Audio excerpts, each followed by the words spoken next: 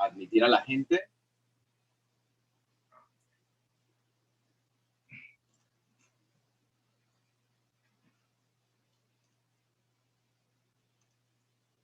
Ok, buen día, damas y caballeros.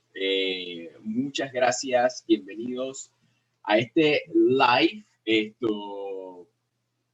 sábado. Regresamos momentáneamente a los sábados. Recordemos que originalmente nosotros habíamos comenzado los sábados, pero cuando se abrieron las medidas de movilidad, bueno, decidimos cambiar un poquito a días de semana para darle la oportunidad a la gente a que disfrutara los sábados como corresponde, ¿no? Hoy es un día lluvioso en la ciudad de Panamá y tenemos del otro lado del charco, como decimos los panameños, a Abner Alberda. ¿Ah? Y él está ahora mismo en Valencia, me dijiste, ¿no, Abner? Sí. Ok, Abner, formalmente te doy la bienvenida. ¿Quién eres? ¿Qué haces en Valencia? ¿Por qué tú eres una persona como que ha estudiado, ha descubierto este tema de Fray Tomás de Berlanga que nos va a traer el día de hoy? ¿Cómo surgió, digamos, esa curiosidad por este personaje? Cuéntanos.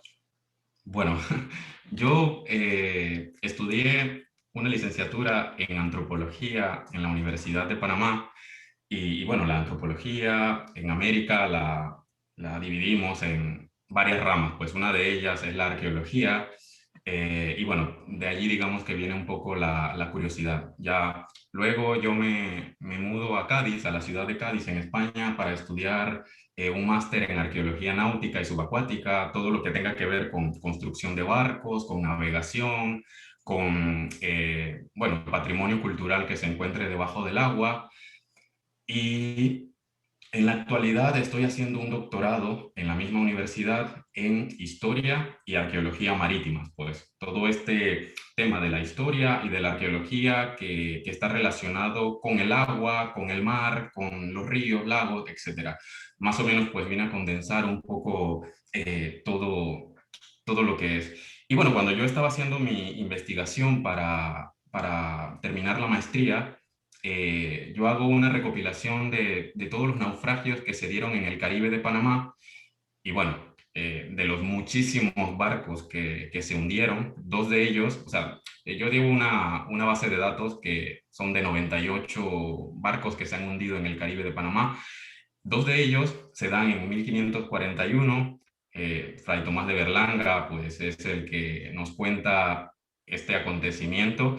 Y bueno, de allí viene pues digamos, esta investigación que se deriva de muchas otras cosas para contarles hoy sobre este acontecimiento. Pues y cuando yo estaba hablando contigo, pues yo me contaste más o menos de qué iba el asunto, cómo se trataba de rescatar un poco los temas de historia que tal vez no son demasiado conocidos y pues se me ocurrió que este podría ser un tema interesante.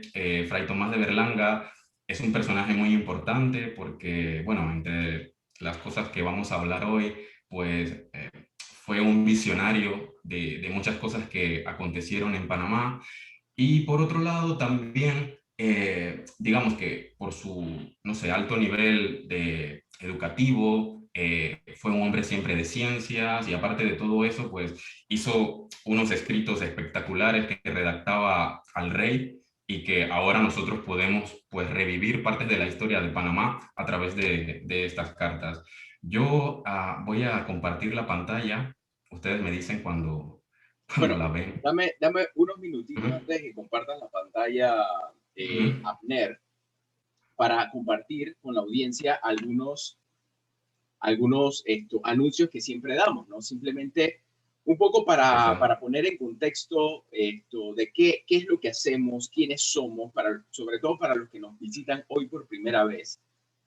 Y vamos rapidito antes de darte la palabra, porque yo sé que lo que traes es muy, es mucha información y nos va a hacer falta para poder escuchar toda la historia. Bueno, hoy, como les dije, vamos a tener a Abner Alberda, y qué hemos hecho durante el mes, el 23 de junio, es decir, el miércoles que acaba de pasar, tuvimos historias de la Liga Panameña de Fútbol en números. Eso fue el miércoles pasado. Hoy Vamos a irnos al siglo XVI y vamos a rescatar un naufragio de la historia de Panamá, que es el tema que Abner nos va a contar hoy. Y entonces el 7 de julio, que es el live número 18 de los por lo menos 30 que queremos hacer este año, vamos a tener a Ariel Pérez Price hablándonos acerca del renacimiento negro de Harlem y Colón. Eso va a ser el 7 de julio. Luego entonces, recordemos que también un poco para seguir contando historias, descubriendo historia y compartiendo historia, pues necesitamos algunos fondos.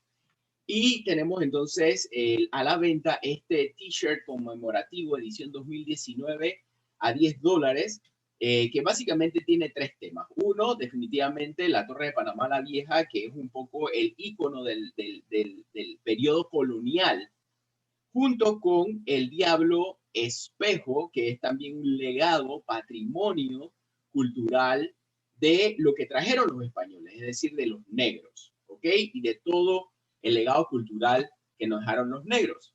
Y atrás, en la parte de atrás del t-shirt, están todos los premios y reconocimientos y los aliados que han trabajado con nosotros en distintos proyectos hasta el 2019. Obviamente ya al 2021 tenemos otros méritos, pero esta es la edición limitada del 2019 del t-shirt de Lifeboat. Así que otros proyectos que estamos también apoyando es este mural que va a ser pintado por un artista panameño, grafitero urbano, y el tema principal es hacer esta conmemoración, este homenaje a Louis Russell. Louis Russell es uno de los 3 pioneros del jazz. Louis Russell nació en Isla Colón. Esta pared forma parte del gimnasio municipal de Isla Colón. Son 80 metros cuadrados. Estamos recaudando dinero para pagarle al pintor y a su ayudante por los 15 días que va a tomar pintar el mural, ¿ok? Sus honorarios, su comida y su alojamiento. $3,000, o sea, eso no es nada. Por el patrimonio histórico y cultural que vamos a dejar en Isla Colón. Es un proyecto social promovido por personas naturales como cualquiera de los que nos encontramos hoy en este lugar. Estamos también vendiendo este libro de la autora Bertalicia Chen acerca de los inicios de los chinos en Panamá, sumamente interesante. Ya yo lo comencé a leer y está muy, muy bueno. Recordemos que lo que ustedes han pagado para entrar a este live, estos $5, les da la oportunidad de poder entrar a otros 3 live de los 12 que tenemos programados para el resto del año. ¿Ok? Por estos $5, ustedes van a poder entrar a otros 3 live. Pero además, estos $5 van a servir para nosotros producir una serie en podcast acerca de la historia de Panamá, ¿ok? Que vamos a donar a una escuela pública. Y muchas gracias por estar hoy con nosotros, a todos los miembros ya, como quien dice, virriosos del Lifewalk, que nos acompaña desde el 2020. Ahí veo los nombres de los virriosos del Lifewalk. Y definitivamente también nos llega de mucho orgullo, de mucha felicidad tener a los nuevos participantes, a los que vienen hoy por primera vez a un live. Recuerden que todos los títulos que nosotros que estamos haciendo, que estamos grabando, como el día de hoy, van a estar publicados gratuitamente en nuestro canal de YouTube. Así que les invito a que se suscriban. Todos estos cuadritos, todas estas fotografías que ven, son los live que nosotros hicimos el año pasado, ¿ok? Y ya están publicados en nuestro canal de YouTube y lo pueden accesar gratuitamente. Bueno, ahora sí, sin más que agregar, les dejo entonces la pantalla y el micrófono a Abner. Abner, el público, las pantallas y el micrófono son todos tuyos. Bienvenido otra vez. Pues muchas gracias. Yo voy a compartir pantalla. Pues como yo les estaba comentando, bueno, yo soy el coordinador del área de arqueología náutica y subacuática del Centro de Investigaciones Antropológicas de la Universidad de Panamá. Y pues bueno, más o menos esto es lo que vengo investigando sobre naufragios, navegación, rutas marítimas y todo lo que tenga que ver con estos temas en Panamá. Creo que ya ven la pantalla, ¿verdad? Sí, sí la vemos, Arnett. Y bueno, como les estaba comentando hace un rato, yo estaba comentando con Rob sobre todo este tema, cuál sería interesante, y pues hablamos de lo que podría ser, y Tomás de Berlanga fue el seleccionado de todos estos naufragios bueno, que vengo recopilando. Este fue uno de los que me pareció pues muy interesante, sobre todo pues por algunas cositas que les voy a contar. Bueno, Fray Tomás de Berlanga es un personaje, pues como yo les dije, muy importante de la historia moderna, de... Escucho un rebote, ¿sabes? Sí, De sonido. ya. Ya, creo que ya. Sí, bueno, como les decía, es un personaje muy importante en la historia moderna del mundo, y también obviamente para la historia pues colonial de Panamá. Pero desafortunadamente, como estuvimos comentando, creo que es un personaje que ha pasado un poco desapercibido y de manera injusta, pues. Fray Tomás de Berlanga es uno de los grandes personajes olvidados de la historia de Panamá, y llega a tierras indianas, a lo que se conocía en ese tiempo como tierras indianas, a lo que hoy es bueno, América, el Nuevo Mundo, en el siglo XVI, y pronto es nombrado obispo de Castilla del Oro, o también, como se le conocía, la Tierra Firme. Es nombrado, bueno, a través del rey Carlos I, o el emperador Carlos V, como también se le conocía. A petición suya, el Papa Clemente VII le nombra obispo de lo que hoy es, bueno, de lo que hoy es Panamá, o Castilla del Oro, Tierra Firme, como se le conocía, y además hizo importantes aportes a la arquitectura de la ciudad de Panamá. Además fue un precursor de lo que es hoy el Canal de Panamá, por cosas que vamos a comentar un poco más adelante, e incluso también fue el descubridor de las Islas Galápagos, mucho antes que fueran famosas por Charles Darwin con la teoría de la evolución. Entonces, también él digamos, se le recuerda como un gran defensor de las poblaciones autóctonas, por algunas cosas que vamos a comentar también más adelante. Pero sin embargo, si hablamos de Fray Tomás de Berlanga, no se le conoce mucho. O sea, cualquier persona le puedes preguntar y tal vez que no sabe ubicarlo. En contraposición, por ejemplo, si tú le hablas de Balboa, de Pedrarias o de Oviedo, por ejemplo, esos son nombres que suenan un poquito más al general de nosotros los panameños. Pues en 1541 él sufre un naufragio bueno, que es muy interesante por muchas razones. Una es por la misma carta que él escribe al rey, con muchísimos detalles sobre lo que sucedió en ese naufragio, y por otro lado es la razón por la que él había ido a España y regresaba a Panamá. Era para trasladar lo que era la Catedral de Panamá, que era de madera en aquel entonces, y se iba a construir en mampostería con la catedral esta y la torre bueno, que nos enseñabas hace un rato en el suéter. Pues eso era una de las cosas bueno, que todavía nos quedan de la Catedral de Panamá, la Torre de Panamá Viejo, la emblemática. Pues fue un precursor de esto. Bueno, ya creo que paso a la siguiente diapositiva, a ver.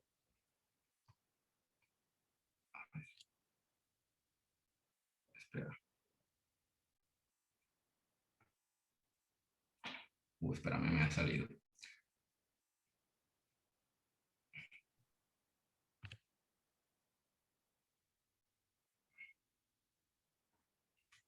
Yo creo que si estás en PDF, Ujú. creo que tienes que hacer como Espera. Es que, irse, bueno, lo tenía irte en hacia- modo en presentación. presentación. Sí, sí, sí. Yo no sé si ya te sale en modo presentación. Que a mí Eh, sí me... Acá me sale como en modo PDF, todavía lo tienes Espera, como en el modo documento, pues. espera.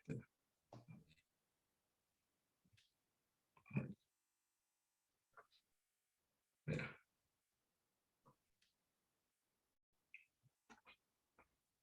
¿Y ahora? Ahora parece que sí. Vale, bueno, ahí está. Bueno, yo en como estuvimos hablando, pues también en el video que tú compartiste, pues una de las preguntas que vamos a responder en este conversatorio, pues es, ¿quién era Fray Tomás de Berlanga? Otra de las cosas que también sería interesante, ¿cuáles fueron esos aportes que yo he estado comentando hace un ratito sobre el Canal de Panamá, sobre la arquitectura de la ciudad, sobre, bueno, sus aportes también a los derechos de los indígenas panameños en el siglo XVI y también, pues lo más importante, o por lo menos del tema que yo más conozco, es sobre el naufragio este que les estuve hablando de 1541 y bueno, vamos a darle a esto. Tomás de Berlanga nació en Berlanga del Duero, en Soria, que es una pues, de las provincias de Castilla y León. Posiblemente, bueno, varios historiadores que han estudiado su biografía le ubican su nacimiento entre 1487 y 1490. Él estudia en un convento que se llama San Esteban en Salamanca y se profesa en la orden de los dominicos en 1508. Y es así como adopta este nombre de Tomás de Berlanga, pues por el pueblo en donde se ubica su villa, en donde estaba pues él en ese momento antes de viajar a las Indias, en donde viaja con 12 compañeros de esta misma orden y en 1531 es elegido como obispo de Panamá. Su nombre realmente, o sea, con el que él pues nació, era Tomás Martínez Gómez y se educó en el convento de San Esteban, como ya les había comentado, en Salamanca. Desde Salamanca es cuando viaja a Sevilla y en una segunda expedición de los dominicos al Nuevo Mundo es donde él se embarca hacia lo que hoy conocemos como América. A los pocos años de su llegada a Santo Domingo, es elegido prior del convento de los dominicos y bueno, también, entre otras de las cosas que se le atribuyen, es esta de comunicar a través del río Chagres lo que hoy es el Canal de Panamá. Fue pues un precursor un poco de la idea del camino óptimo para cruzar de un lado al otro de los mares, de los océanos, a través del Istmo de Panamá. Siglos después, esta obra pues concluye con lo que hoy son los nuevos juegos de esclusas del Canal de Panamá. Además de todo esto, una cosa curiosa también de las otras cosas que se le atribuyen es que él fue el que introdujo el plátano en América. O sea, otra de las cosas interesantes Wow. de este personaje. Sí. Digamos que nosotros conocemos a través, o de la vida, o gran parte de la vida de este fraile es a través de Gil González Dávila, que lo describe como un religioso, pues de la Orden de Santo Domingo, y también, bueno, podemos conocer algunos de los detalles de los que yo les he estado comentando. Bueno, aquí ustedes pueden ver una fotografía que hay en su pueblo natal, una estatua ya, bueno, un poco recreando lo que fue. Abner, Uh-huh. un datito un poco para correlacionar la historia. Yo siempre intento en todos los live como conectar puntos de la historia de cosas que hemos hablado en otros temas, como para tener una visión más holística, más integral, más interconectada de nuestra historia. Fíjate, no sé si tú te acuerdas, en el casco antiguo de la ciudad de Panamá, hay un pequeño parquecito que tiene un busto en su centro que hace honor al rey Carlos V. ¿Y por qué existe este busto? Porque en el siglo XVI se le amerita a él pues haber iniciado los estudios para un posible canal, no sé si era un canal seco o el canal, digamos, marítimo o de agua. Pero la pregunta es, y voy a hacer dos preguntas. La pregunta es, o sea, ¿pudo haber conocido Fray Tomás de Berlanga al rey Carlos V? Esa es la primera pregunta. Y la segunda pregunta es que también muy cerca de ese parquecito Carlos V, sobre la avenida A, están las ruinas o lo que queda del antiguo convento de los dominicos. Ahora, ¿por qué es importante o nosotros rescatamos la importancia histórica de ese convento, porque ese convento se le conoce popularmente como el Arco Chato.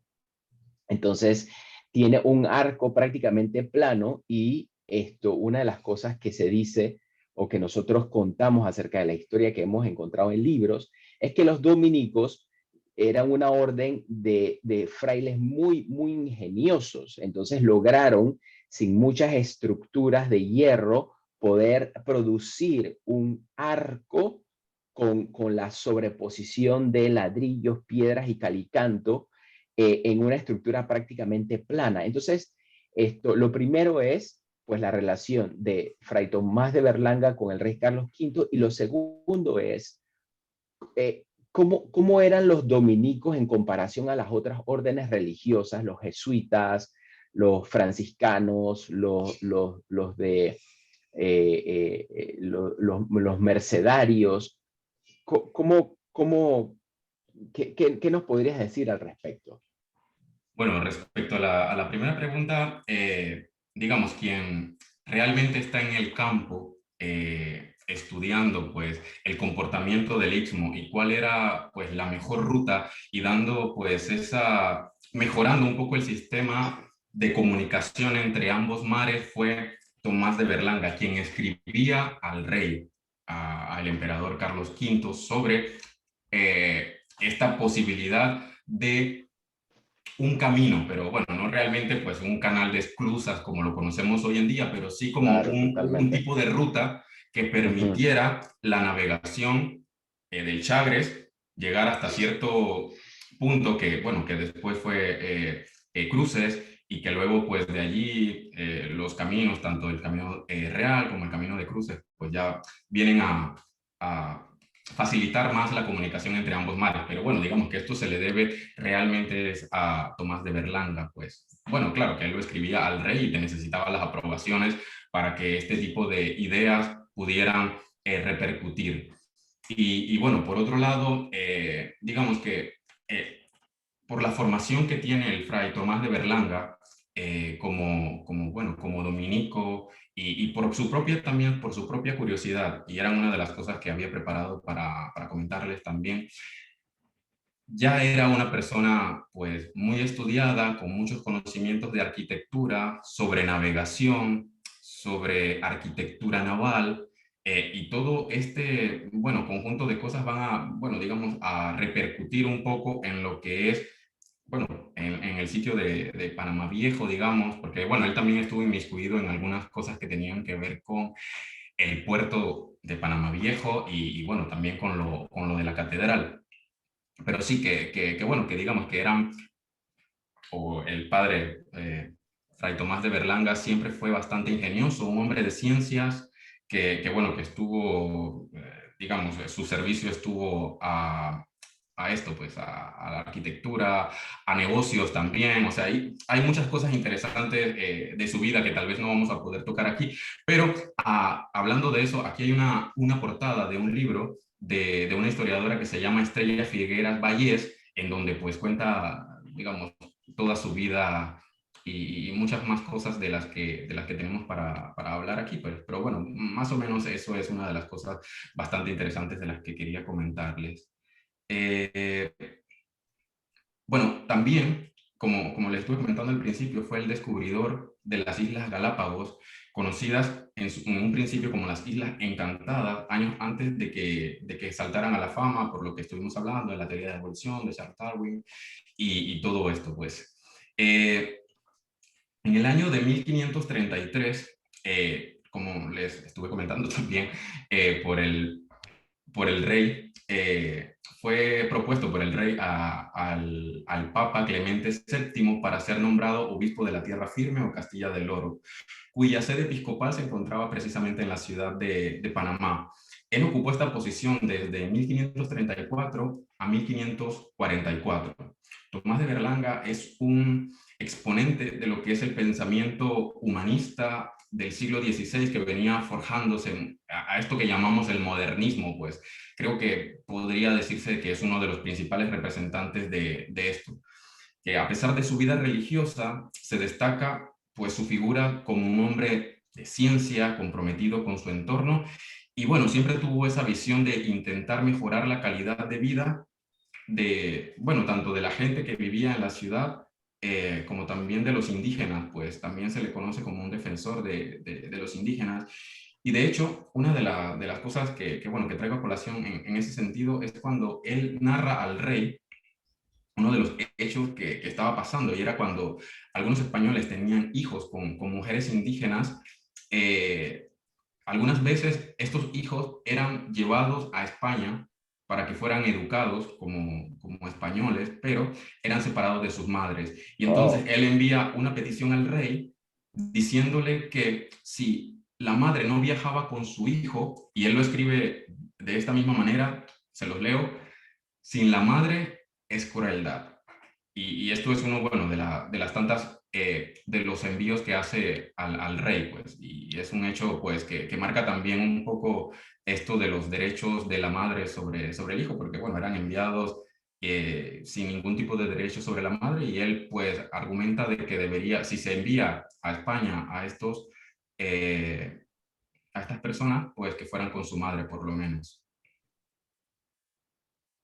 Bueno, también... ujú, y tienes datos y tienes datos ujú. de niños que hayan ido a España a estudiar o de, digamos, la reacción, el impacto que tuvo la carta o la solicitud de Tomás de llevar a las mujeres a España. O sea, ¿murió en su cuna la petición o sí hubo casos en donde Bueno, yo llegaron no lo sé, o mujeres sea, indígenas a España?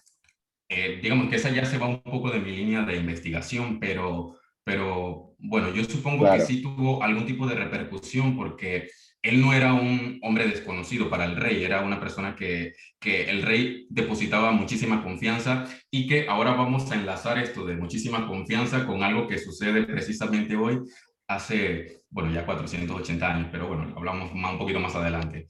Así que, bueno, también pues fue encargado, por otro lado, de ubicar, o sea, del sitio en donde se ubica esta catedral que ustedes están viendo en la fotografía, pues fue el encargado de mover la catedral, que antes era de madera, al lugar en donde ahora lo vemos con la parte de, bueno, de mampostería, en lo que representa hoy muy bien lo que es Panamá Viejo. Se nos viene a la cabeza siempre la torre. Entonces, pues eso es una de las cosas bueno, vamos a ir enlazando.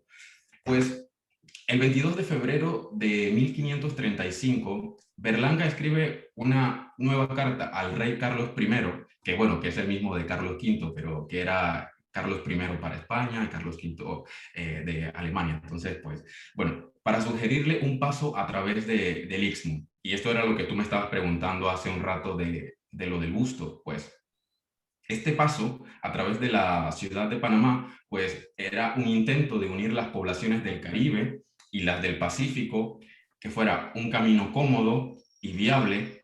Y su carta demuestra, pues, esto, lo que yo les estaba comentando, que tenía un conocimiento sobre el terreno, y propone la modificación de asentamientos que ya existían, y plantea, pues, esto, una nueva organización de este entorno para que fuera más viable, y cruzar, pues, de una manera mucho más óptima este paso a través del Istmo de Panamá.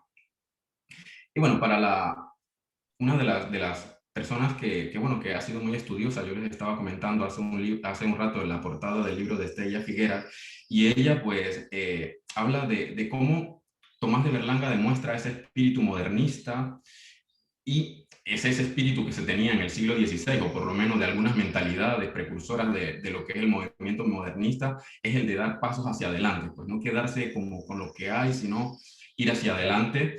Y una forma de optimizar estos recursos humanos y técnicos fue de proponer esta ruta. Ustedes pueden ver ahí lo que es la ruta en rojo, era la propuesta, pues, de Tomás de Berlanga, y lo que, es lo que está en blanco es lo que es el canal de Panamá hoy en día. Así que, pues, ven cómo, pues, en varias partes todavía, pues, Se confluyen intersectan, ¿no? Se ambas rutas. traslapan.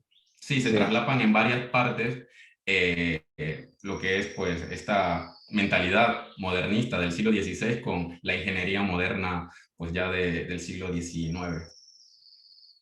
Claro, exactamente, a eso iba, ¿no? O sea, la visión de Fray Tomás de Berlanga tenía un alcance de prácticamente que esto, más de 300 años y pico, porque esto es 1500, ¿qué? 1530 y algo, dijiste, ¿no? Sí, 35. Este Bueno, es la mapa, primera, digamos, de las el primeras cartas que él trazado, escribe a 30 y, Carlos I para, bueno, hablar de esta viabilidad de una ruta que fuera mucho más, o sea, utilizar lo que es la navegabilidad del Chagres y, bueno, ya luego pues ir a través de caminos, sí, pero bueno, que sí. Y bueno, por claro, otro y luego lado, se ujú, materializa, casi se materializa en 1880 con Ferdinand de Lesseps, que bueno, no tuvo éxito, pero hasta 1914, o sea, muchos años después, o sea, Fray Tomás de Berlanga pudo ujú. tener esa concepción, o sea, muy interesante. Creo que hoy como panameños nosotros recordaríamos como un precursor un poco de lo que es el canal de Panamá, el ferrocarril. O sea, se nos ocurriría como, bueno, el ferrocarril, pero realmente eso venía de atrás, digamos, tenía larga data ya esta ruta bueno, que venía con esas ideas de Fray Tomás de Berlanga, pero que bueno, que se van perdiendo en el tiempo y ya luego vamos recordando otras cosas y al final, pues bueno, esto es lo que pasa con la historia, pues hay que recontarla, mirar otras cosas y así.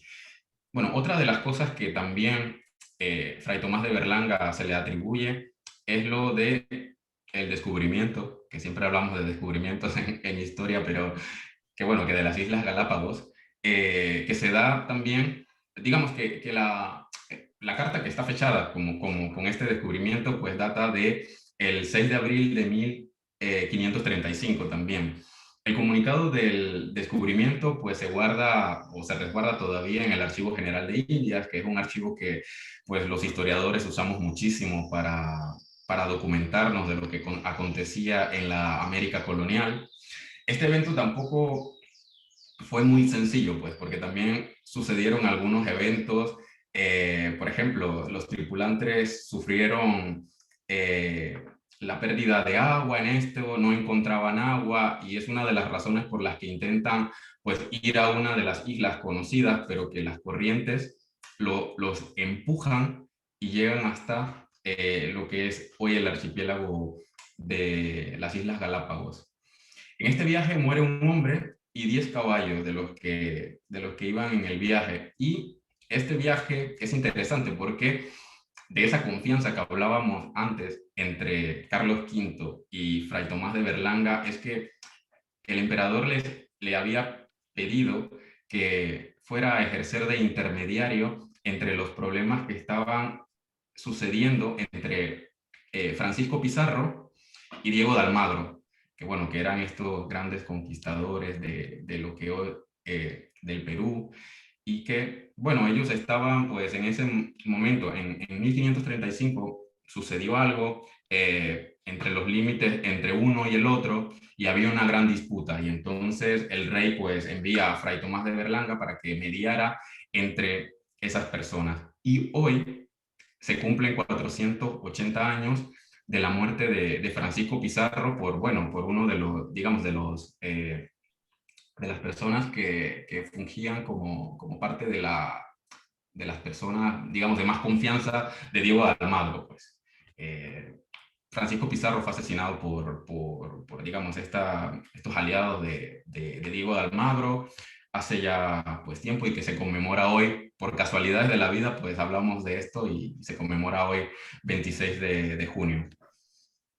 Bueno, la idea al final de este viaje era ir pues a esto, a Puerto Viejo, en lo que hoy es Ecuador, para lo que les estaba comentando. El descubrimiento de la isla se da de manera casual, pues por parte de esto, de las corrientes, intentan ir a vela, pero bueno, no corre buen viento. Y lo que pasa en este momento, pues es que las corrientes son las que los llevan hacia, bueno, ustedes ven la línea roja ahí que está en la pantalla, y que, bueno, la ruta en realidad era llegar hacia la zona del Perú, pero bueno, no, digamos, de Ecuador, pero bueno, no llegan hacia esto. Pues las decisiones que toma Berlanga en ese momento fue la de dirigir esta petición al capitán y de llevarlo hacia lo que eran las Islas Galápagos. Y a mí me llama muchísimo la atención esto bueno, que en esta narración se da, es que se demuestra esa, bueno, digamos, ese coraje de Berlanga, sus conocimientos sobre la navegación, de dirigir al capitán, bueno, que no era, digamos, lo común en un religioso, digamos, o no se pensaría en un religioso comandando pues una embarcación, y bueno, que es una de las cosas bueno, que podemos ver a través de su formación, pues su formación en Salamanca, en donde les estuve comentando, en San Esteban, pues propician un poco, pero también su propio espíritu de conocimientos hace que él se vaya cultivando en varias áreas, incluso en la construcción de barcos, también en sobre temas de navegación, que bueno, que son muy interesantes. Berlanga fue un defensor de los indígenas, como estuvimos hablando hace un momento, y así consta en varias intervenciones, como las que estuve mencionando hace un rato. Esa fue una de tantas, pero hay muchísimas más intervenciones en donde nosotros podemos ver cómo él estaba siempre interviniendo en los asuntos indígenas del Panamá del siglo XVI. Tomás estuvo envuelto en varios momentos críticos en la mar, y no solamente el de las Islas Galápagos, sino el que nosotros vamos a hablar un poquito más adelante. Cuando sucede, por ejemplo, lo de las Islas Galápagos, cuando se van bueno, parece que se van a naufragar, él lo que hace es tomar sus ropas de sacerdote y ponérselas, hacer unas oraciones, se arrodilla con el resto de la gente y cantan una letanía a Nuestra Señora. Cuando pasa esto, pues ellos luego dentro de la embarcación descubren una imagen de la Virgen, de Nuestra Señora, así consta en la narración que él hace sobre esto, y esta imagen luego es depositada en Medina de Río Seco, que es otra de las, digamos, de los pueblos que hay en la zona de Valladolid, en Castilla y León, también en esta zona. Bueno, otra de las cosas interesantes bueno, que yo quería comentarles, y que para que se entienda un poco lo que es el naufragio que ocurre en Panamá, pues yo voy a darles como una pequeña introducción bastante general, y que tal vez si han visto otra presentación o otras presentaciones que he hecho, he hablado sobre cómo se navegaba entre la península ibérica y bueno, lo que es el Nuevo Mundo. Pero de todos modos quería recapitular, porque así se va a entender mejor por qué sucede lo que sucede. Pues durante la época medieval, un poco antes, digamos, ya yéndonos unos años antes de todo esto, los árabes controlaban el comercio de lo que era las especias con el Mediterráneo, tanto en el Levante como en lo que era la República de Venecia en aquel entonces. Los árabes vendían sus productos a los comerciantes genoveses y venecianos, y esto era, bueno, la parte de cómo pues se daba el comercio en esta zona, hasta que pues la llegada de los otomanos hace que en 1453 esto todo cambie, pues.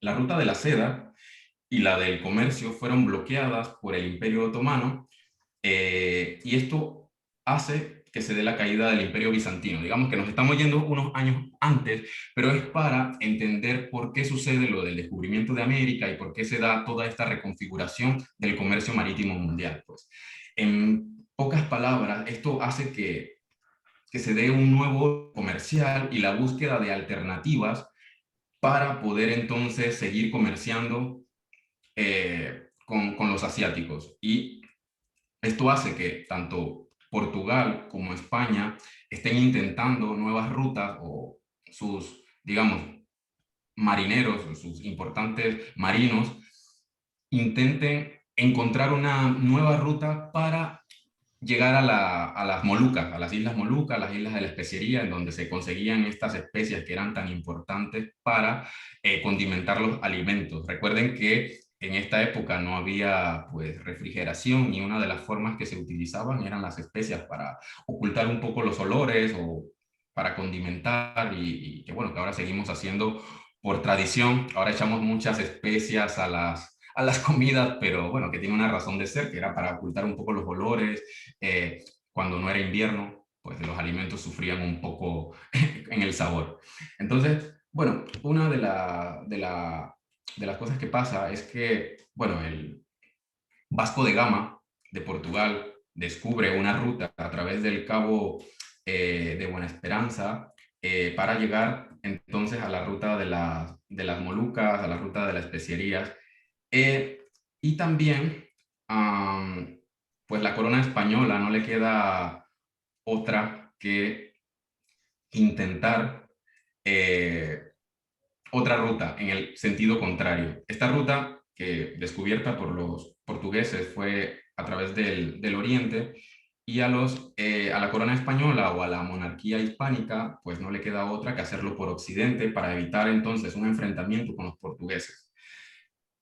Pues bueno, y esto fue uno de los, digamos, este es el contexto en donde se da el descubrimiento de América. Pues ya luego nos suena Cristóbal Colón y todo esto, pero bueno, fue esos problemas que surgieron unos años antes para poder controlar una nueva ruta, y bueno, al final pues los portugueses se dan con una ruta pues por oriente, la corona española intenta por esta ruta por occidente, y es lo que hace que Cristóbal Colón pues de su viaje, y luego pues él cree llegar a las Indias, y bueno, ya todo eso que tal vez nos suena un poco más. Bueno, la corona abandona esta intención de las Islas Molucas y las vende a Portugal a través del Tratado de Zaragoza en 1529. Porque bueno, ya después de algunas, digamos, crónicas que narra tanto Cristóbal Colón como otras personas que vinieron un poco después, era sobre esta cantidad de oro, de perlas y de materias, plata también, que había en el nuevo o en las nuevas territorios descubiertos por Cristóbal Colón, y que ya no era tan atractivo la isla de las Molucas. Así que lo que hizo la corona española fue venderlas a Portugal, evitarse pues problemas, y lo más atractivo era ahora las perlas, el oro y la plata. Pues este famoso descubrimiento del continente queda, pues, lo de las especias queda aplazada para establecerse entonces una explotación de metales preciosos de las minas de Veraguas, que era, bueno, el ducado de Veraguas, bueno, que le sonará tal vez en el siglo XVI, y también, o principalmente, de las minas de México y las del sur del continente, de Potosí, por ejemplo, Las Plata. Y esta es la razón de la bueno, se da esta expansión de la corona española por el nuevo territorio.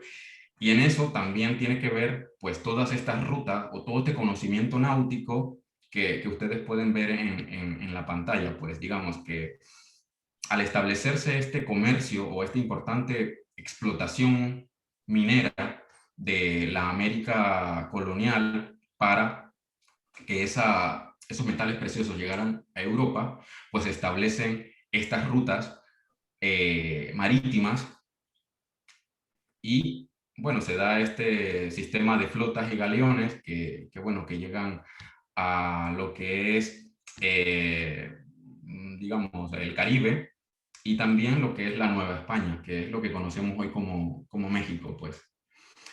Bueno, al final de cuentas, pues se establece esta ruta, pero a través del Istmo de Panamá la ruta era un poco costosa porque, bueno, había que agregar gastos de embalajes, de almacenaje y varios impuestos más que había que pagar.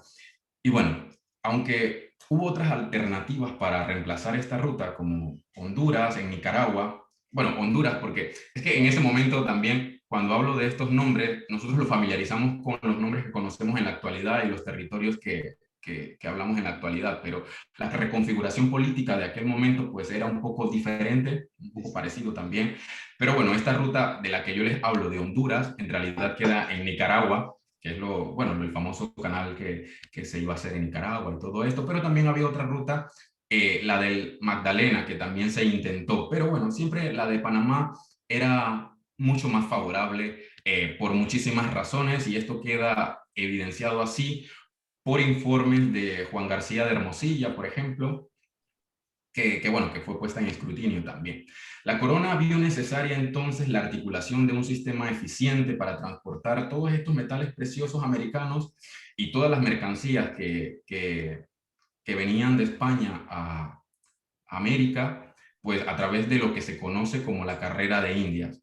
Pero bueno, esa carrera de Indias, aunque es un poquito posterior del naufragio que nosotros vamos a hablar, o el establecimiento, digamos, de esa ruta, todo tiene una razón de ser, pues todo viene por corrientes, por vientos que propician la navegación y que hacen posible todo esto, pues todo este tráfico regular a través de lo que se estableció, pues un sistema de flotas y de galeones, bueno, que las flotas iban a lo que es hoy Panamá, pues Cartagena de Indias, y los galeones iban a dar a lo que era, a lo que hoy es Nueva España, que es México ahora. Pero bueno, el barco en general, de manera general, partía de Sevilla, de lo que es Sanlúcar de Barrameda, y llegaba normalmente a Cartagena, en donde dejaba parte de la mercancía, y luego partía a lo que era Nombre de Dios, donde dejaba pues la mayor parte de la carga y recibía el oro, la plata y mercancías que iban a dar a Europa.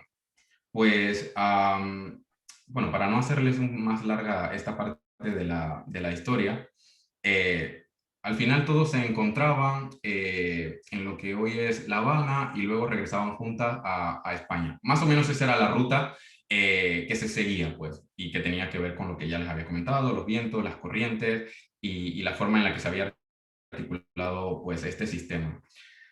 Bueno, una de estas ventajas de viajar hacia Cartagena era para evitar lo que hoy es el archipiélago, bueno, digamos el archipiélago del Caribe, estas islas que están en el Caribe y que resultaban un poco problemáticas. Yo no sé si, pero normalmente hubo muchos naufragios en esta zona, en la zona del Caribe, porque es una zona peligrosa para la navegación, porque hay muchos arrecifes de coral, etcétera, etcétera. Pero que, bueno, haciéndolo a través de Nombre de Dios se evitaba entrar por esta zona y se evitaban entonces accidentes náuticos, pero pues no siempre se evitaban, algunas veces acontecían.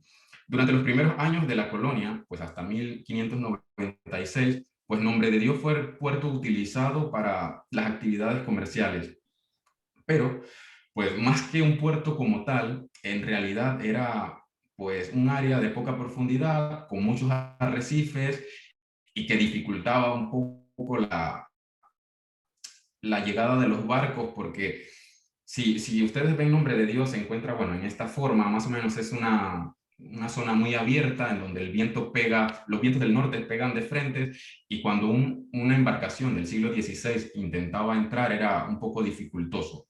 Aparte de que no tenía tanto calado, a lo que me refiero, al fondo, para que los barcos grandes pudieran entrar, entonces era un poco dificultoso. Pues. Entonces, por eso es que Nombre de Dios luego pasa a ser al puerto de Portobelo. Bueno, esta es una de las razones por las que sucede, pues.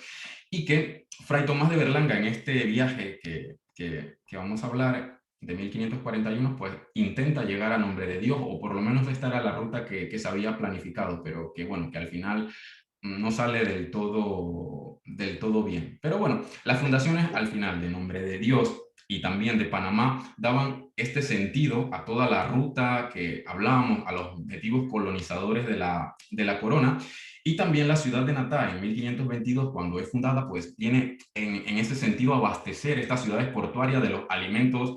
Esta zona pues se hace explotación ganadera, de cultivos, de agricultura, y que todavía en la actualidad pues todavía se sigue explotando de esta manera todos los alrededores de lo que es Natá, y todos estos pueblos pues venían a servir o a ser fundados o a despoblarse dependiendo de cómo, de cuáles eran los requerimientos de la corona y la explotación del oro que se daba en esta zona. Pues. Bueno, efímeras minas de oro que todavía quedaban en esa zona, pero bueno, como les estuve comentando, pues las más importantes eran en el norte y en el sur de América. Bueno, después de este preámbulo, que es un poco para que entiendan un poco el contexto en el cual se navegaba, digamos, siguiendo esta ruta que ustedes ven en pantalla, pues en 1541 se da el naufragio del que vamos a hablar en esta ocasión. Tomás de Berlanga cuenta en una carta al rey todo lo que acontece en este viaje. Es una carta extensa de 6 folios en donde pues él comienza con un saludo y también filosofando sobre las razones de tan fatídico acontecimiento que, bueno, acaba de presenciar.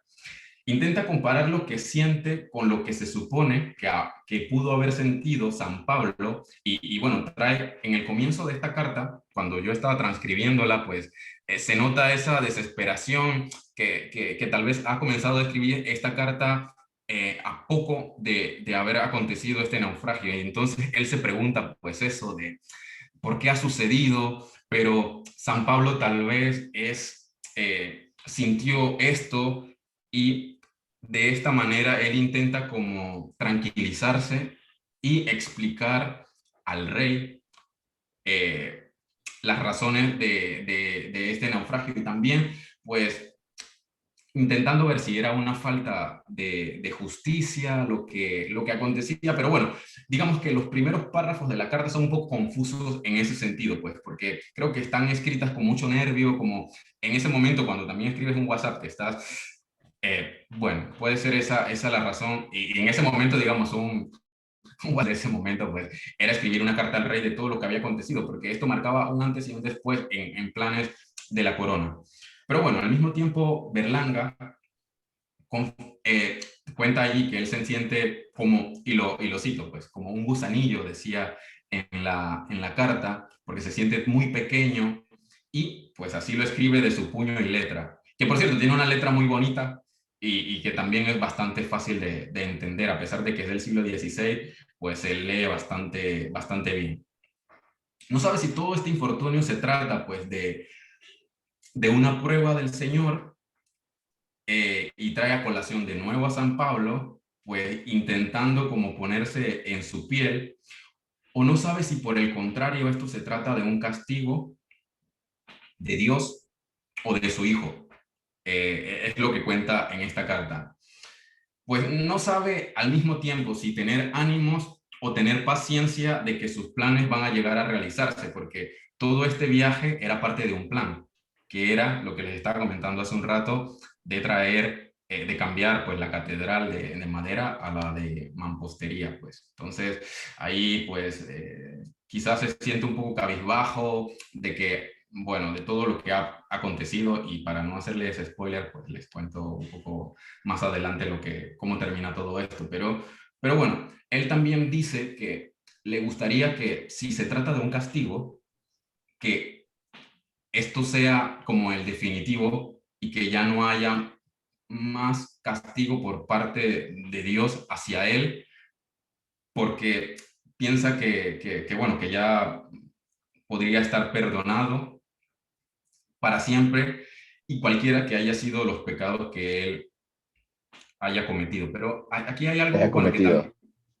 hay algo interesante y al mismo tiempo, bueno, un poco confuso, porque yo no sé si él realmente está, o sea, hablándolo de manera muy general, o si él está pensando, en ese momento que escribe la carta, está pensando en unos hechos concretos que no pone en la carta. Pues eso es una de las cosas bueno, que me llamó un poco la atención de la carta. También narra cómo él parte de Sanlúcar, de Barrameda, el día 4 de noviembre, y llega a las islas de Tenerife, en donde se quedan por algunos días, y él cita, no pone una fecha, pero dice que se queda hasta el día de Santa Catalina Mártir, bueno, que por fiesta se celebra el 25 de noviembre, en donde él dice que celebran pues la fiesta de esta Virgen en Tenerife, y luego por la noche, cuando Tomás de Berlanga decide partir y navegan, al parecer, por alrededor de un mes, porque dice que llegan en las vísperas de la Natividad de nuestro Redentor y eso estaría fechado para el 24 de diciembre, cuando llegan a lo que hoy es la zona de Santo Domingo.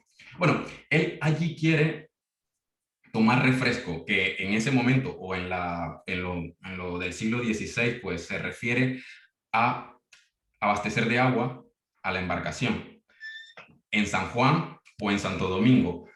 Pero los marineros insisten en que hay buen tiempo y que deberían aprovechar este buen tiempo para llegar a a su destino, que es pues finalmente nombre de Dios. Así que no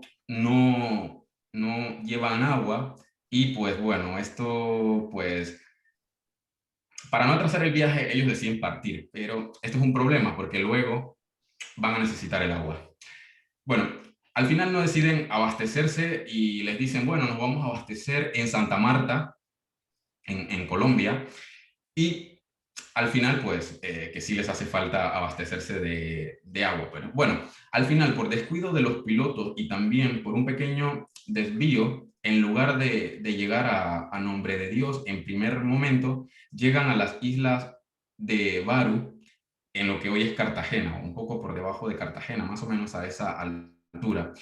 En ese momento, al darse cuenta de que no hallaron tierra, les dicen los pilotos que en pocos días se van a encontrar en Nombre de Dios porque está pues relativamente cerca de la ruta en donde ellos han llegado a parar.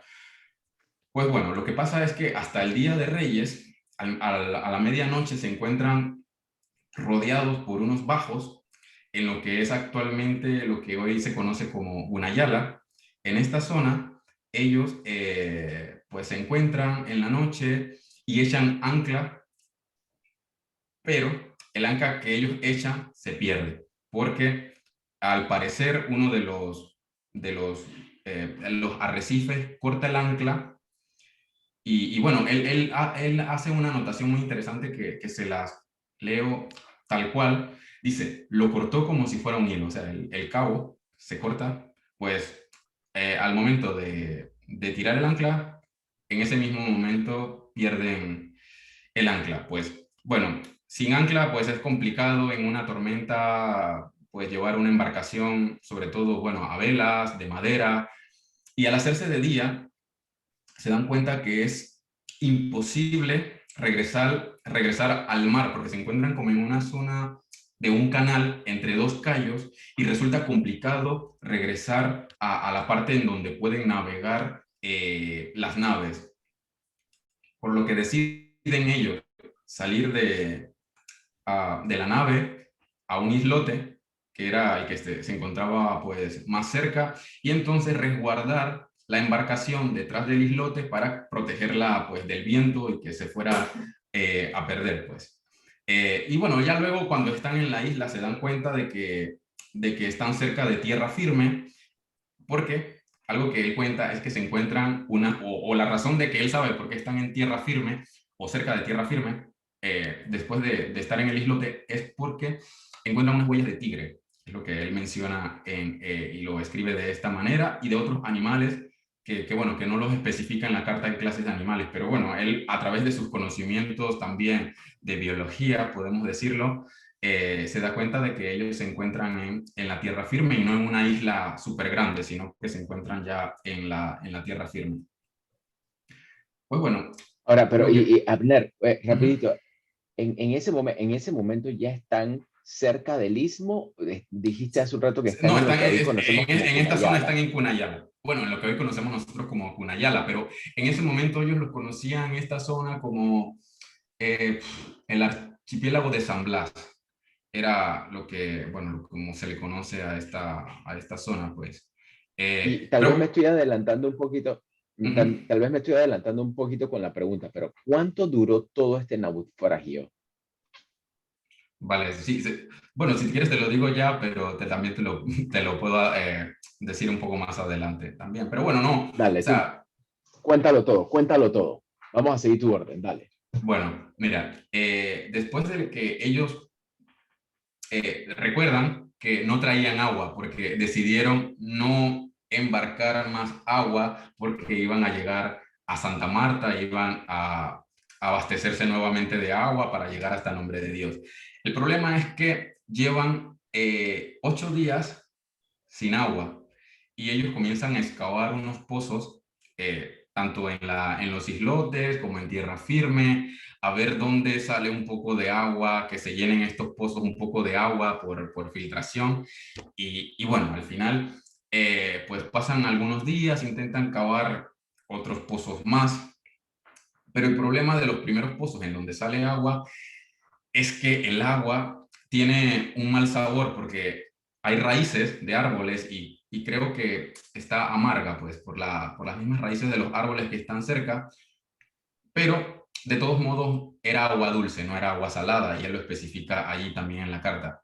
Pues 2 días después de esto, o sea, ya vamos sumando un poco, 8 días sin agua, luego pues 2 días más en donde pues intentan cavar estos pozos, hacen otros pozos más hasta que encuentran, o bueno, se filtra agua que ellos pueden beber. Después de ello, deciden utilizar un batel, que es un tipo de embarcación, para averiguar dónde se encontraban, porque a todas estas yo les he comentado dónde ellos estaban, pero ellos no sabían exactamente dónde estaban. O sea, ellos estaban en unas islas a los alrededores, con islotes, y bueno, todo el Caribe, pues bastante parecido, aguas cristalinas, pero no sabían exactamente dónde estaban. Entonces, después de 5 días de investigación, sumarle 5 días más a todo el asunto del naufragio, ellos se dan cuenta de que están a 10 leguas de Akla. Bueno, 10 leguas en lo que hoy son 28 millas náuticas. ¿Qué vendría siendo? Pues si trazamos una línea recta, más o menos 48 kilómetros. Entonces, digamos que de Akla en la actualidad, eso se ubica en la zona que se conoce como Sassardi, en la comarca de Cunayala. Bueno, yo debí poner un mapa por aquí para ubicarlo, pero bueno, queda en esta zona, pues, digamos, un poco, digamos, tenemos el archipiélago de, bueno, la comarca de Cunayala y más o menos se ubica en el centro de Cunayala, esta zona, que hoy es Akla. Bueno, los vecinos de Aklas, que era un pequeño pueblito ubicado, un pueblito español que tenía muy pocos vecinos, enviaron a un piloto que se encontraba en el momento de que ellos enviaron el batel a pedir ayuda, pues había un piloto de un barco y entonces él es el que, bueno, acude a la situación.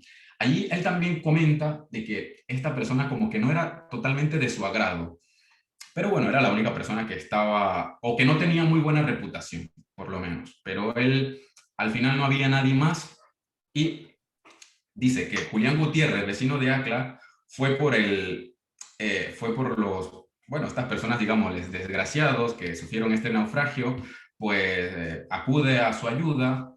Y el sábado primero, después de las octavas de la Epifanía, que eso es, bueno, eso por lo menos a nosotros como historiadores nos ubica un poco en fechas, bueno, que quiere decir que más o menos nos encontramos como en el 1 o 2 de enero, porque ya han pasado las fiestas de, de la Epifanía. Entonces, bueno, al final, por estas fechas, entre diciembre, enero más o menos, que es lo que nos cuenta él, ellos se encuentran pues con este batel a ver si había un canal para que las naos salieran, porque se acuerdan que las naos habían quedado como en un canal entre dos islotes, y bueno, pues no sé, el problema es que, bueno, en el Caribe no hay tanta marea, pero de todos modos lo que ellos estaban viendo era que en algún momento, aunque fuera unos pocos centímetros, pudiera haber un cambio para que pudieran salir las embarcaciones en la zona donde se encontraban.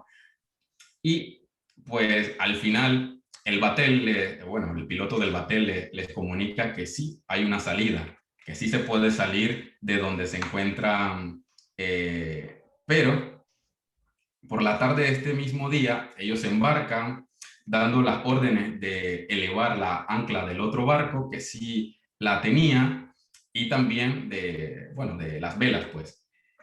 Pero lo que sucede es que a media legua de haber salido de la zona del canal en donde se encontraban, pues, la embarcación,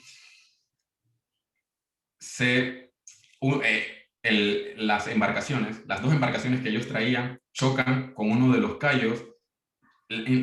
Cuando los que han ido a Cunayala se dan cuenta de que esa es una zona con muchos arrecifes, o sea, a veces parece muy profundo y luego te encuentras un arrecife y bueno, eso fue lo que pasó. chocaron en una zona en donde se pensaba que los barcos podían navegar y chocan. El barco, pues, desafortunadamente, sufre un accidente y Berlanga te cuenta, pues, eso, de que el barco quedó hecho 1000 pedazos. Los dos barcos quedaron hechos 1000 pedazos. El otro barco también sufre el mismo destino y vara en uno de los arrecifes. Entre los naufragios de los dos navíos mueren 30 personas. 30 personas mueren ahogadas. Wow.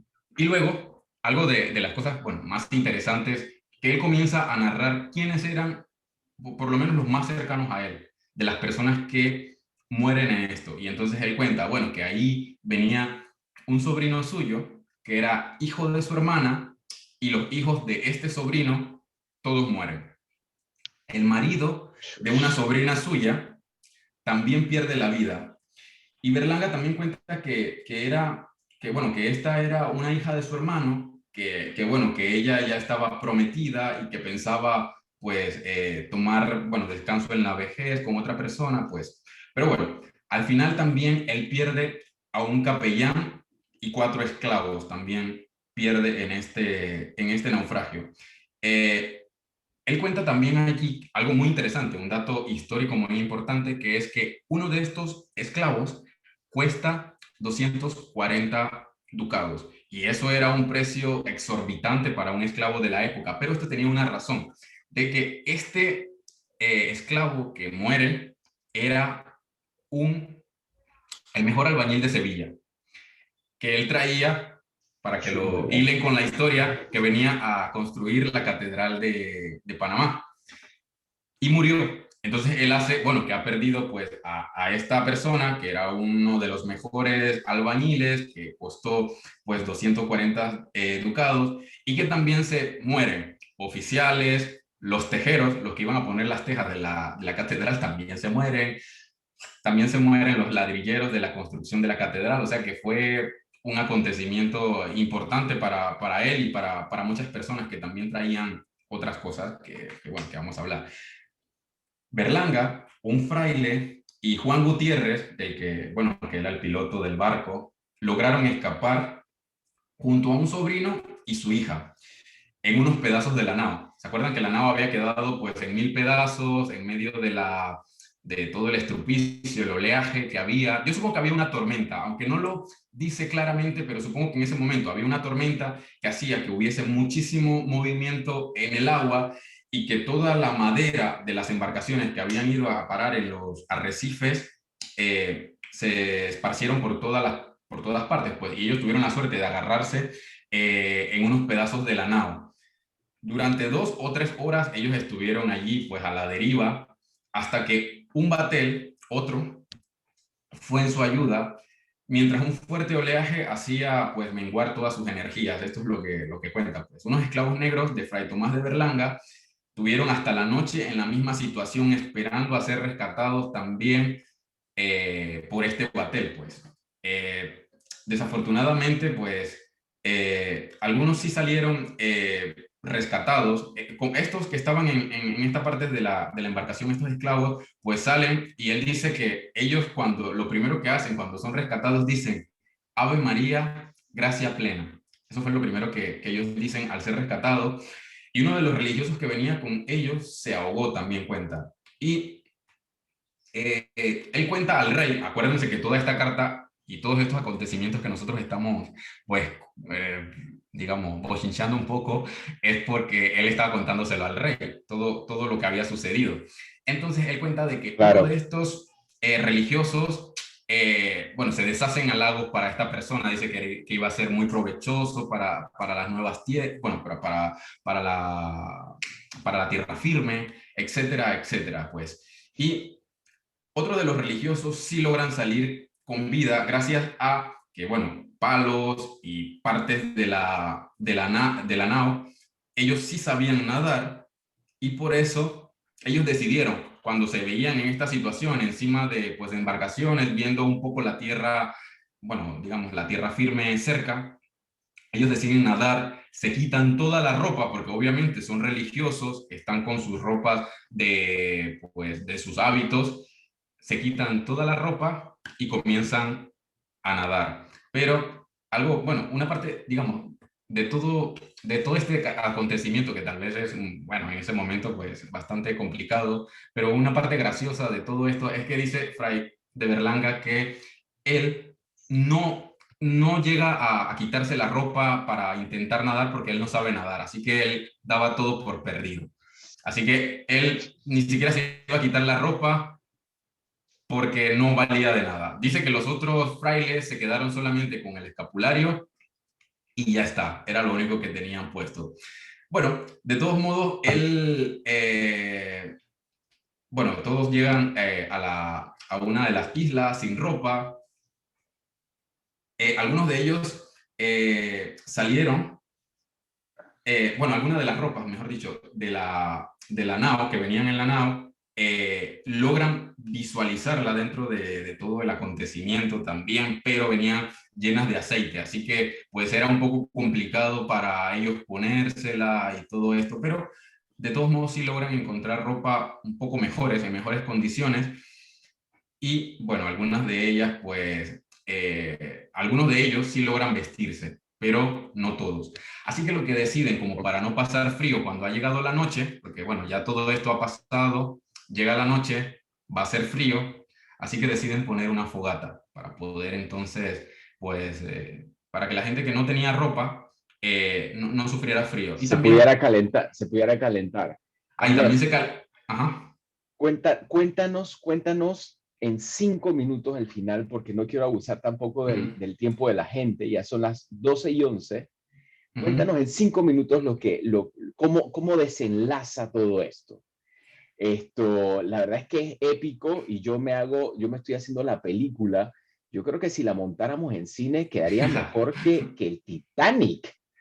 Sí, O fue un sea, yo creo acontecimiento que bastante sería una interesante. cuestión, o sea, quedaría mejor que la película de Tom Hanks cuando él naufragia y se queda con Wilson, ¿ah? Con Wilson.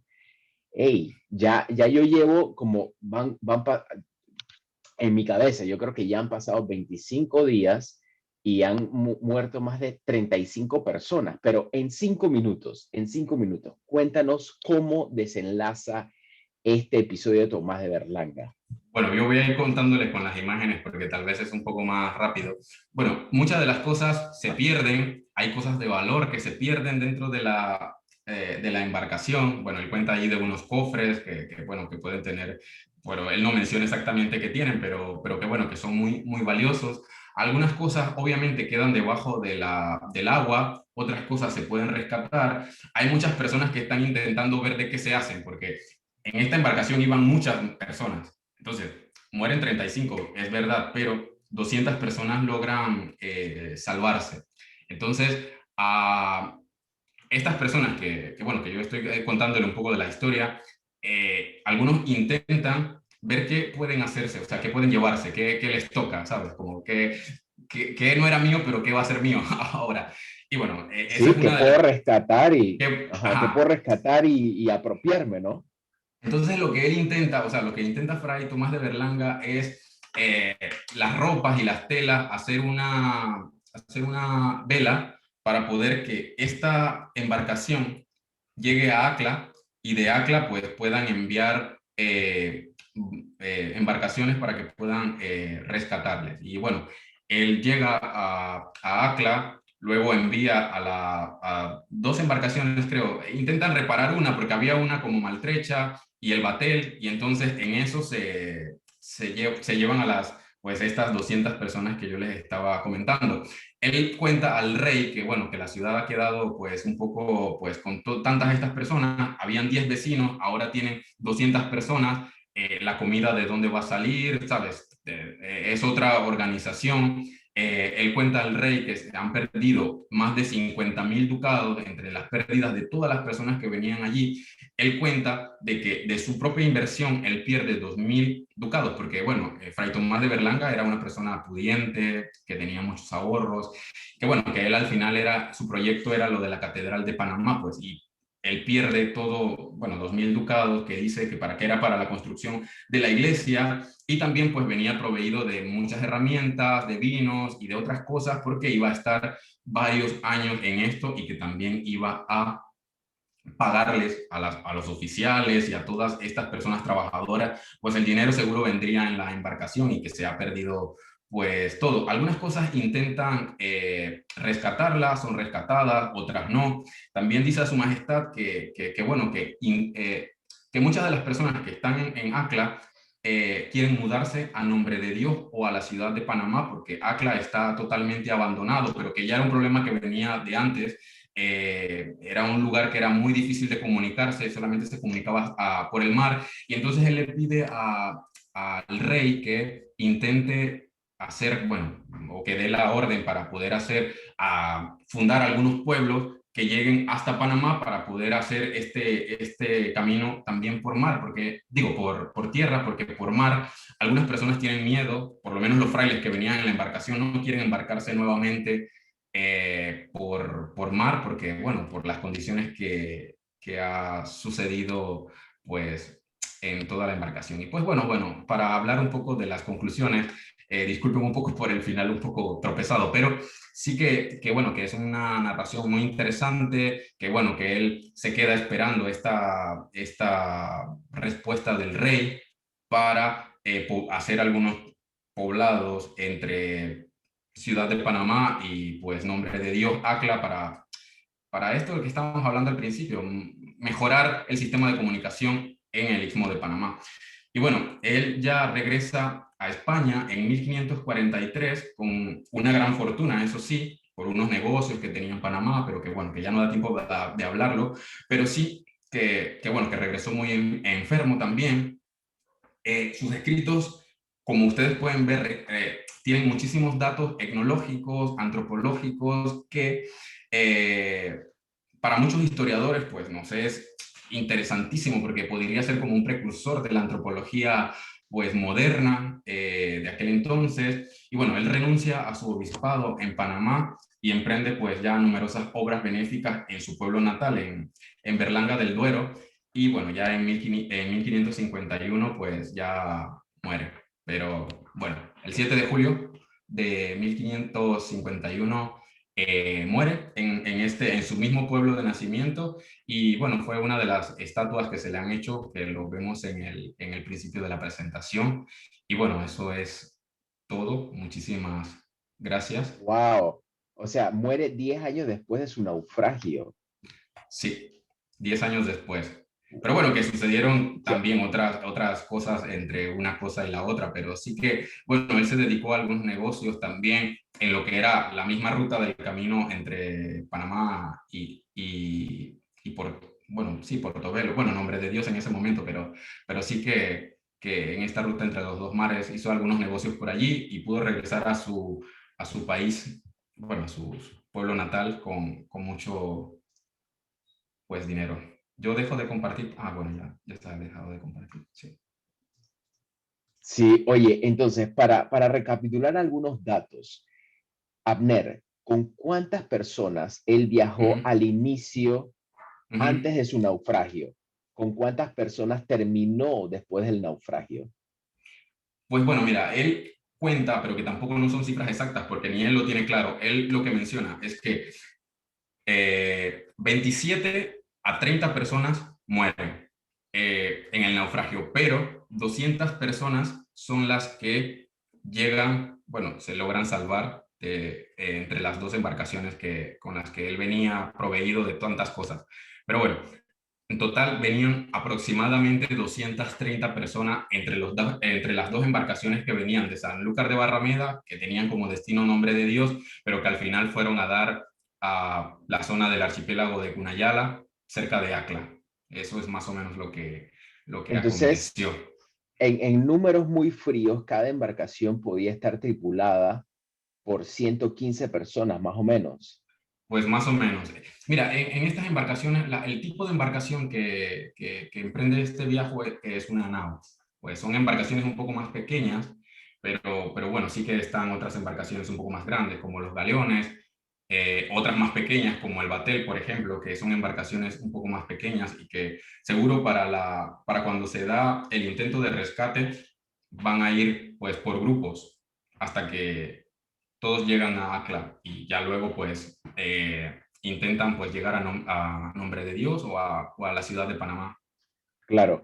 ¿Cuánto dura todo el naufragio? Porque yo me quedé a los 35 días por ahí, pero ¿cuánto más o menos duró todo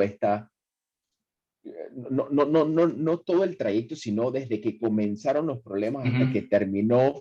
Ya Tomás de Berlanga se puso en su escritorio a comenzar a escribir la carta. ¿Cuánto duró todo esto? Bueno, mira, yo en la suma de los días, más o menos fueron como 15 días desde que se da el acontecimiento hasta que él escribe la carta. Y bueno, yo creo, pero que él escribe justo apenas llegar a Acla, él comienza a narrar este episodio, sobre todo porque venía con un plan y que ya luego pues había que resolver otros problemas que acontecían, porque ya tienes en Acla 10 vecinos nada más y luego pues de dónde va a salir la comida para alimentar a 200 personas que han llegado a un naufragio que ni siquiera iban a Acla, sino que iban a Nombre de Dios, pues. Entonces, pues ahí está un poco el problema. Ok, voy a rescatar algunos comentarios que estoy leyendo aquí en el chat box de Zoom. Pues la mayoría son excelente historia, súper interesante, reacciones como que se murió todo el mundo, o sea, ¿qué pasó con la gente, no? Hay una pregunta de Ujú. Orlando Osorio, dice, ¿sabes si Fray Berlanga tenía comunicación con Fray Bartolomé de las Casas? Bueno, mira, yo no lo sé. La verdad que no lo sé. Yo no he, o sea, yo no me he encontrado ninguna carta de uno al otro, así que pues eso pues habría que revisarlo, pero tampoco, bueno, desafortunadamente no es mi tema de investigación. Yo me enfoco un poco más en los sucesos de naufragios y que toda esta parte es como un poco el contexto de la situación, pero yo no soy especialista en otros temas que tienen que ver con, por ejemplo, esto, yo no lo sé. O sea, sí tenían un ideal muy parecido en la defensa de los indígenas también. Bartolomé de las Casas se conoce por ser un gran defensor de los derechos de los indígenas, también en el siglo XVI, entonces podría ser que en algún momento se hayan cruzado. Claro que sí, claro que sí. Bueno, dice la señora Rosa Perkins, dice, muy interesante el tema y sobre todo por la importancia de Fray Berlanga. Creo que es una pena que no se conozca esta historia y hay que aprovechar el bicentenario para hacerla conocer. Bueno, y es un poco esto. Yo no sabía que existía en la historia como esta especialidad a la que Abner se dedica, que es historia, ¿cómo se llama? Descubrir, rescatar esto e interpretar naufragios, porque, o sea, a través de todas estas, de todas estas cartas, de todas estas correspondencias, de esta narración, de estas crónicas, tú, como dice Abner, ¿no? Tú te das cuenta de la parte étnica, los pensamientos, preocupaciones, el contexto natural, biológico, en el que se encontraban las personas, qué sentían, qué pensaban, cómo tomaban hasta decisiones. ¿Me explico? O sea, sumamente interesante. Y también temas náuticos, ingeniería, o sea, que un esclavo, bueno, estoy asumiendo que era negro, ¿no? Sí, sí, sí, sí. Ujú. Que un esclavo costara, ¿cuántos ducados era que costaba el esclavo que murió? 240, 240 240 ducados. ducados. Yo no sé eso Sí, equivale a cuántos dólares, pero suena que es bueno. un montón de plata. Sí, pero bueno, para la época, bueno, dependía, bueno, iba por peso, pues estamos deshumanizando un poco todo, pero bueno, era el siglo XVI y bueno, las cosas eran como eran. Entonces, en este momento, pues yo creo que más o menos un esclavo en buenos, en 40, y este costaba 200 ducados más de lo que un esclavo normal. Entonces, eso viene a hablar, bueno, de los conocimientos que tenía esta persona sobre albañilería y que al final pues lo hacía una persona que muy competente. Aquí me hablan hablaste del principio de 98 naufragios. A lo que yo me refiero, en mi trabajo de la maestría estuve, bueno, investigando todo el Caribe y yo encontré 54 hasta este momento 54 referencias a naufragio, y sumando todos los barcos que se van hundiendo en el Caribe de Panamá, hasta este momento yo tengo una recopilación de 98 naufragios. Y sí hay naufragios en Portobelo, en Nombre de Dios, en la desembocadura del Chagres, en la desembocadura del río Belén, en Cabo Tiburón también hay en lo que es Isla Colón, Bastimentos. En esta zona también hay otras embarcaciones naufragadas, pero sobre todo la estrella es Portobelo, porque ahí hay muchos naufragios que se han dado. Yo les dejo ahí un enlace, que es donde, pues, digamos, si les parece interesante estos temas, ahí yo voy publicando son documentos académicos en revistas indexadas, pero que de todos modos, pues, son interesantes para, ahí, pues, ahí hay los resultados de mi investigación sobre los naufragios estos que les cuento. Ahí están publicados, están gratuitos, abiertos a todo público, así que ustedes los pueden descargar si así gustan. Fantástico, tremendo aporte. Yo lo voy a copiar en mi WhatsApp de una vez para no perderlo. Esto es ¿cómo te digo? A siglo XVI. Estábamos hablando de siglo XVI cuando él, es en 1541 cuando él escribe esta carta. Y el viaje, bueno, más o menos comienza en noviembre y termina pues ya en enero más o menos. Wow. Bueno, Abner, yo la verdad es que públicamente me gustaría, en la medida de lo posible, yo sé que estás en medio de tu investigación doctoral. Abner está en Valencia, tal como lo dijimos al principio, haciendo su doctorado. Esto nos ha tomado un poquito de tiempo poder agendar este sábado con él, y sobre todo también porque hay 7 horas de diferencias con Valencia. Yo creo que vale la pena que sigamos explorando, digamos, de la mano de Abner, esta historia tan interesante y apasionante acerca de los naufragios. Yo no sé a ustedes qué les parece. Yo creo que leyendo todos los chats sería una súper fantástica idea, como hilar de una manera lógica, no sé si cronológica, por temas, por personajes, por no sé qué. Dice Orlando Osorio, sí, yo digo sí también. Y nada, bueno, como hacemos y es tradición nuestra, queremos reconocer públicamente y darle este certificado digital, este diploma digital, este reconocimiento digital a Abner por su fantástica contribución a la preservación, investigación y divulgación de la historia de Panamá con el tema 1541, el naufragio de Fray Tomás de Berlanga. Gracias, Abner, por estar con nosotros el día de hoy. Esperemos contar contigo por lo menos una vez más antes de que acabe el 2021. Y nada, pues muchas gracias, Abner. Muchas gracias a todos por participar. No sé si quieres decir algo, alguna conclusión. Bueno, sí, estoy muy agradecido por la invitación. Yo sé que son temas a veces que tienen muchísima información y que, bueno, a nosotros como investigadores a veces nos cuesta un poco más llevarlo a un público general, y esto es algo muy importante. Todas estas investigaciones al final tienen que repercutir en la sociedad y en todos como panameños. Va a ser muy interesante. Yo pues les comparto un poco el enlace para que ustedes vean algunas cosas de las que venimos generando desde la Universidad de Panamá, desde la Universidad de Cádiz también.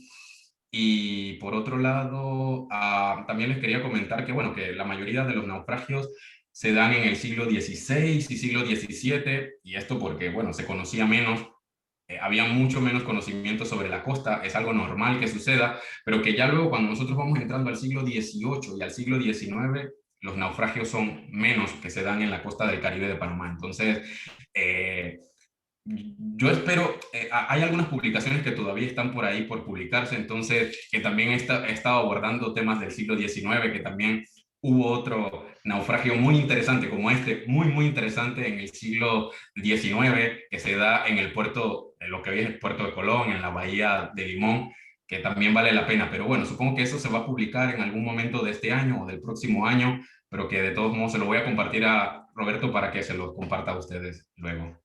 Claro. Y bueno, ya para terminar, Abner nos pasó el contacto de otra colega de él que está, creo que estudiando, Linet Suira, está estudiando en Cádiz, Sí. creo que me dijo. Ella está estudiando en la Universidad de Sevilla. Ella, bueno, De también, Sevilla.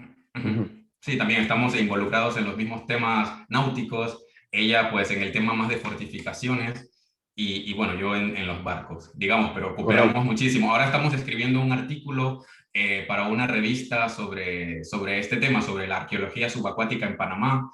Y bueno, cómo vamos dando pasos poco a poco en estos temas en nuestro país también. Así es. Bueno, creo que a Linet, la colega de Abner, que está también del otro lado del charco en España, estudiando su doctorado también, creo que nos va a traer, y ella, yo creo que ella es licenciada en turismo, así que ella tiene también otra óptica muy interesante acerca de las cosas. Y creo que ella, no sé si va a hablar acerca de fortificaciones o acerca de piratería, pero por ahí va el asunto. Lo que quiero decir es que no se lo pierdan, no se lo pierdan. Sigan estando con nosotros conectados, síganos a través de nuestra cuenta de Instagram, síganos a través de nuestro canal de YouTube, a través de nuestro WhatsApp. Y nada, bueno, nos vemos en nuestro próximo live. Un abrazo enorme y grande a Abner, un panameño que está Muchas estudiando su gracias. doctorado en España, y nos vemos a todos en el próximo live, el próximo miércoles 7 de julio con Ariel Gracias, Pérez Fray. Abner. Gracias, hasta luego. Gracias, gracias, Abner. Cuídese, lo queremos de vuelta pronto en Panamá. Pronto estoy por allá. Gracias. Cuídese. Éxitos, éxitos. Gracias.